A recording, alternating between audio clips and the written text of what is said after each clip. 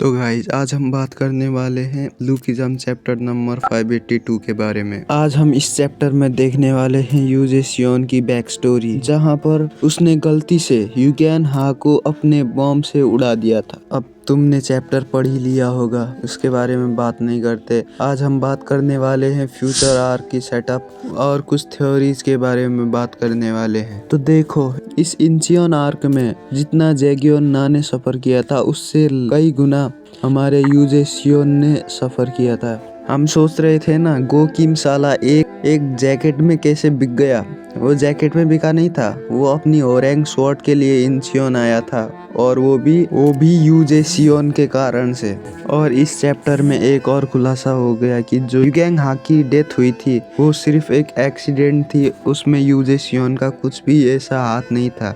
पर भाई पीटीजे ने इसके पास्ट को इतना बुरा कर दिया है ना। पेचियन जो इसको डार्क क्रोकोडाइल सोसाइटी में लेने के बाद इसी के हाथों से इसके कई मेंबर्स की मौत करवाता है। सोचो किस लेवल की बैक स्टोरी रही होगी, तुम जाके एक बार चैप्टर पढ़ना। और जब स्पीड के सारे मेंबर्स मर रहे थे इसी के हाथों से, यूजे सियोन भी अंदर से तड़प रहा था, पर उसे पता था कि हम अकेले कुछ नहीं कर सकते। इसीलिए उसने जे किम के साथ अलायंस बनाई और लिटिल डैनियल को भी आजाद करवाया। उसे पता था युगेंग हा की डेथ के बाद पीट सोसाइटी कमजोर हो जाएगी, पर उसने डार्क क्रोकोडाइल सोसाइटी को खोखला कर दिया। इसी के कारण डार्क क्रोकोडाइल सोसाइटी का लीडर पेचियन जो मारा गया। पर तभी जब वो इंचियन के कागज लेके बाहर निकल रहा था, उसके ऊपर अटैक कर दिया पेचियन जो के मेंबर्स ने। फिर यूजे सियोन ने इनकी लंका लगा दी, इन सबको कुत्ते की मौत मारा, पर आखिर में उसे भी बहुत चोटें आई। तभी हम देखते हैं डैनियल को। यूजे सियोन इसको इंचियन के कागज और पेचियन जो की सील देकर कहता है, ये तुम ले जाकर स्पीड सोसाइटी को दे देना और मेरे बारे में किसी को भी मत बताना। गोटेड कैरेक्टर W फॉर यूजे सियोन। और आखिर में हम देखते हैं एक line, the final war begin. इसका मतलब क्या है, नेक्स्ट चैप्टर में क्या होने वाला है। अब जब इंचियन में पेचियन जो मर चुका है, तो जेम्स ली और कीटे किम के लिए उनके रास्ते खुल चुके हैं, क्योंकि पेचियन जो उनके प्लान में एक कांटा लग रहा था वो भी मर चुका है।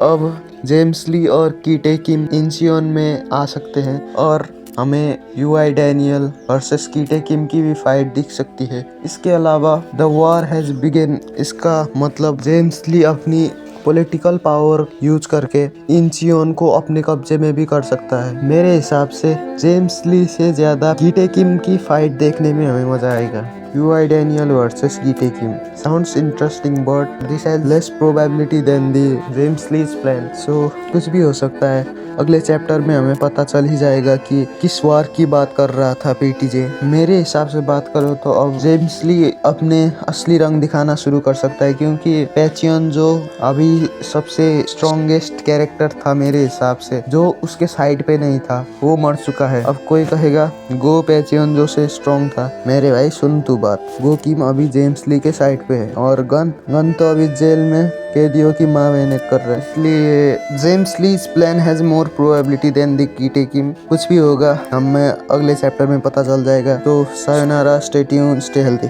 जेम्स ली या कीटे किम।